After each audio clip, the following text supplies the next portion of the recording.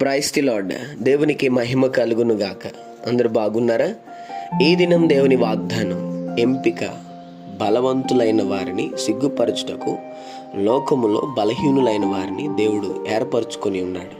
1 కొరింథీయులకు రాసిన పత్రిక 1వ అధ్యాయం 28వ వచనం.